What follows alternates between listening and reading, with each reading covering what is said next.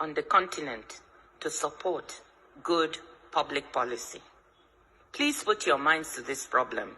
It's alive today. My second example has to do with a very specific one in my country, the cleanup of the fuel subsidy regime in 2012 during my second stint as finance minister. Nigeria has a fiscally challenging fuel subsidy regime. The country exports crude oil and imports most of its refined needs because its refineries are in very bad shape, and provides a subsidy for the sales of refined oil at the pump. At the end of 2011, a total of 1.73 trillion naira, US $11 billion equivalent, was submitted as claims for subsidies by 143 marketers who were importing the product. These numbers seemed horrendously large compared to what I had last seen when I was in government in 2006, which was closer to $2 billion in subsidy. So we decided to audit these claims. We audited about $8.4 billion worth of claims, and we found $2.5 billion worth of fraud in these claims, i.e., many of these marketers were trying to claim $2.5 billion fraudulently.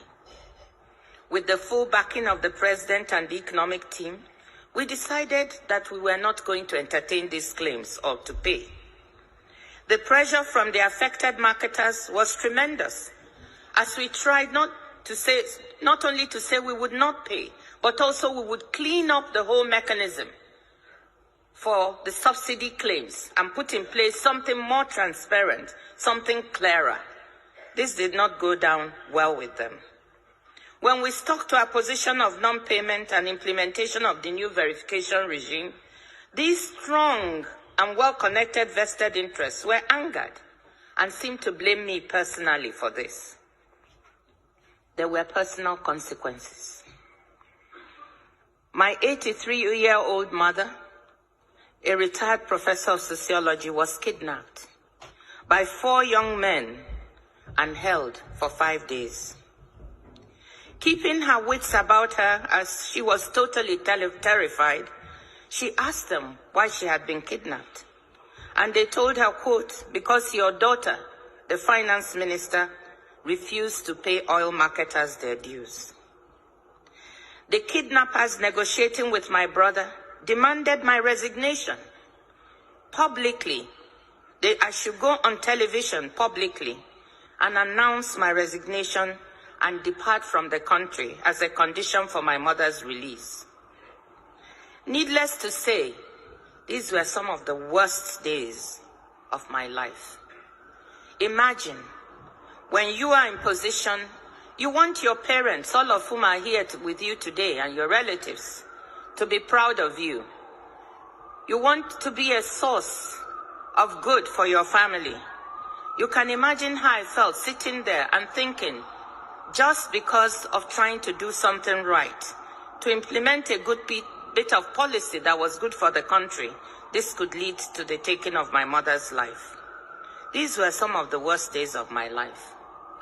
With my father's support, the firm resolve of the president, we all decided I should not give in to the blackmailers, and I refused to resign.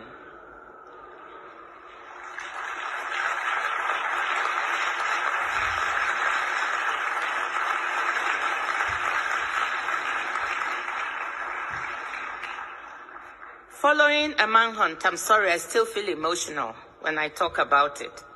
And this story is not really publicly known, so this is probably the first time I'm giving the full details. Following a manhunt for my mother by police and security agencies, she was able to make a dramatic escape after 5 days in captivity, where she had only been given water and half of a sausage roll. So here was a well-justified cleanup and reform of a policy, but implemented in a dangerous reform environment where the losers in the reform, well-entrenched vested interests, decided to fight back to derail implementation. The decision not to resign was a very difficult and risky one. As it turned out, it worked. But there are days I ask myself, on my down days, what if it hadn't?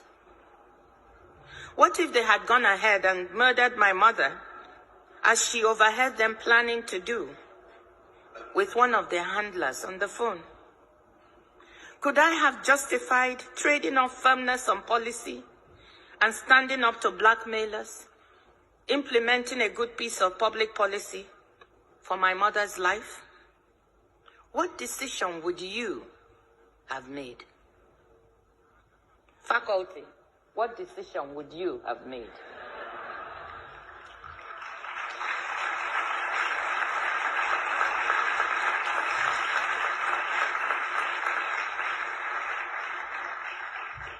I know that one other brave hero, a woman I admire so much, a brave activist and reformer, Aung San Suu Kyi, was faced with an equally terrible decision. Leave Myanmar to be with her dying husband in England, I'm sure you all know the story, and never